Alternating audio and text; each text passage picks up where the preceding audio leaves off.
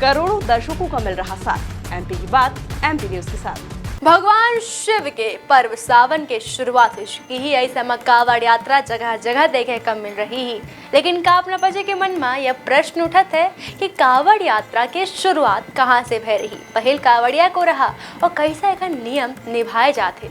चलिए विस्तार से आज सब कुछ जाने थे बघेली बुलेटिन में। अरे प्राचीन कथा तो कहा थी कि जब समुद्र मंथन बढ़ा तो एक तरफ विष एक तरफ अमृत निकला रहा। अमृत देवता ग्रहण तो कर लेकिन विष जो उनके विश्व के विनाश कर सकत रहा वही कहाँ डाला जाए। तो ऐसा में भगवान शिव अपन उदारता दिखाएं, अपन महानता दिखाएं और जो विष है वो अपने कंठ में ग्रहण कर ली। कितनी बड़ी बात ही सोची। और तब जो देवता रहे वह जो कंठ में जलन होती वह चीज़ का खत्म करे खातिर, थोड़ी आराम और राहत पहुँचावे खातिर जो कावड़ है वहाँ भर के गंगा जल भगवान शिव का प्रथम बार अर्पित करेंगे। तब से शुरुआत और उत्पत्ति मानी जाती। अब आगे चली तो बहुत सारे लोक कथा मशहूर हैं एक के बारे में। सबसे पहले बात करी थे रावण की।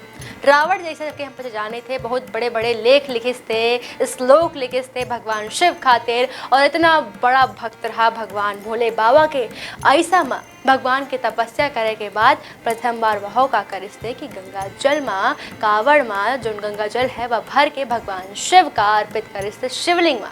तब वो कावड़ के पहल कावड़िया वही कहा जाता है। लेकिन और लोग कथा है श्रवण कुमार जो कंधे में अपने माता पिता का, एक तरफ अपने माता का तो एक तरफ अपने पिता का कावड़ में बैठा के लगे रहे और साथ ही साथ जब वो अपने माता पिता का लेके पहुँचे रहे धाम में तो वो शिवलिंग में गंगा जल जो रहे कलश में भरे उसके बाद शिवलिंग में अभिषेक करें।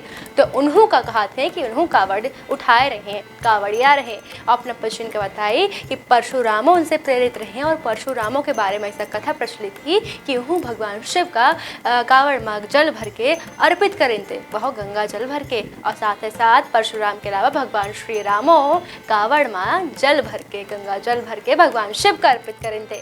तो ये अलग अलग लोगों के बारे में जो बड़े बड़े भगवान रहे उनके बारे में यह कथा प्रचलित ही। यही से अब जौन है आम जनता जो है भगवान भोले बाबा के जो बड़े बड़े भक्त हैं अपने आप में तपस्या करत हैं वो हमेशा गंगा जल का पहले भरत ही कलश में ओके बाद कावड़ ले थे उठावत है और ज्योतिर्लिंग या कोनो बड़े शिवलिंग में वो जल का अर्पित करत थे।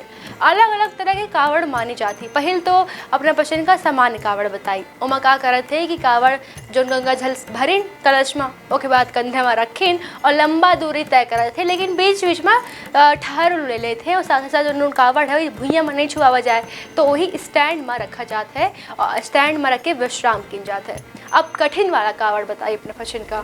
ओमा का होता है कि 24 घंटा के अंदर अंदर बिना कावड़ नीचे रखे अपना पचन का गंगा जल अर्पित कर होता है। एक थे झांकी वाली कावड़ होती जब बाकायदे भगवान शिव के पार्वती मैया के झांकी बनाई जाती और कावड़ यात्रा निकाली जाती।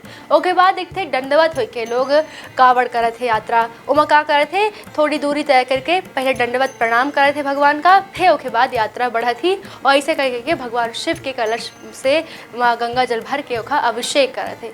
ऐसे तरह तरह के अपने विश्वास के अनुसार लोग कावड़ यात्रा निकाला थे और भगवान शिव का गंगा जल अर्पित करे थे, तपस्या करे थे जैसे भगवान उनका तपस्या से का हो प्रसन्न हो और उन्हें आशीर्वाद दे।